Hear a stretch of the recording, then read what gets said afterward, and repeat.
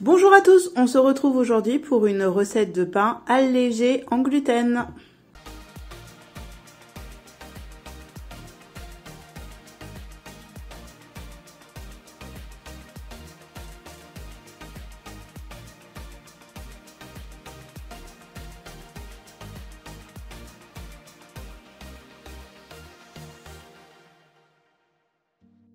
On se retrouve aujourd'hui pour une nouvelle recette de pain.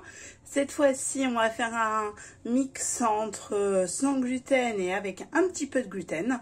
Donc on va prendre du mix pan, pour ceux qui ne connaissent pas, qui s'appelle maintenant mix pain. C'est de la marque Char, c'est un mélange de farine.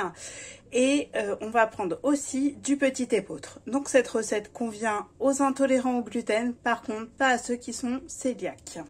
Comme dans toutes les recettes de pain, on va commencer par mettre une pincée de sel. Je rajoute 200 g de farine de petit épeautre, auquel je rajoute 200 g de farine mix pain. Je vais rajouter 25 g de levure quinoa.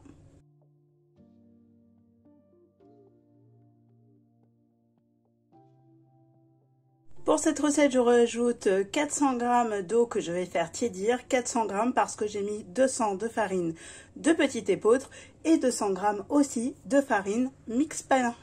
Si vous avez suivi les autres vidéos, vous devez savoir que l'eau doit être tiède et pas brûlante. Et à cela, je rajoute la levure. N'hésite pas à cliquer sur les petites informations en haut pour voir d'autres vidéos de pain. Je mélange maintenant au mieux l'eau avec la levure, sachant que cette levure est un peu compliquée à mélanger, faut pas s'inquiéter, elle est 100% sans gluten et sans amidon de maïs. Maintenant, je reprends ma préparation dans laquelle je vais mettre mon eau mélangée avec la levure.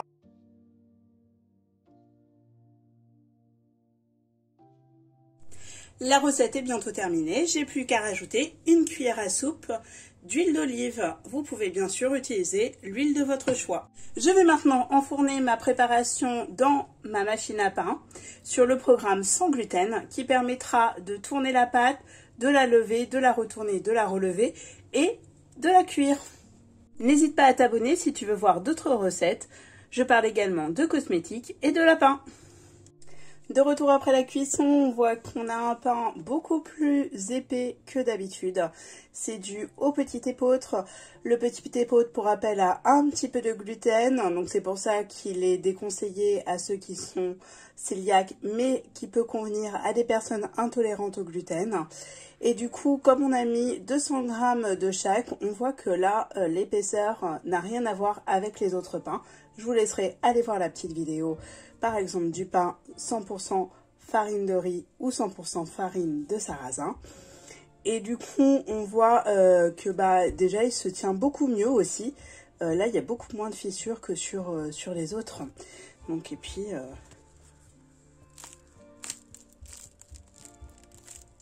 on a ce craquant. Allez, je passe à la découpe. Donc on voit que c'est bien alvéolé, que c'est bien épais, bien souple. Donc c'est plutôt une bonne chose par rapport à un pain 100% sans gluten. Pour rappel, le gluten, ça aide à faire ces petites alvéoles. On met du lait quinoa pour pouvoir nous aider à faire cela. Mais des fois, ce n'est pas suffisant. Pour information, cette recette peut bien sûr être utilisée comme base pour un pain aux fruits. J'espère que cette vidéo vous aura plu. N'hésitez pas à la liker, à la partager et à la commenter. Et nous, on se retrouve bientôt.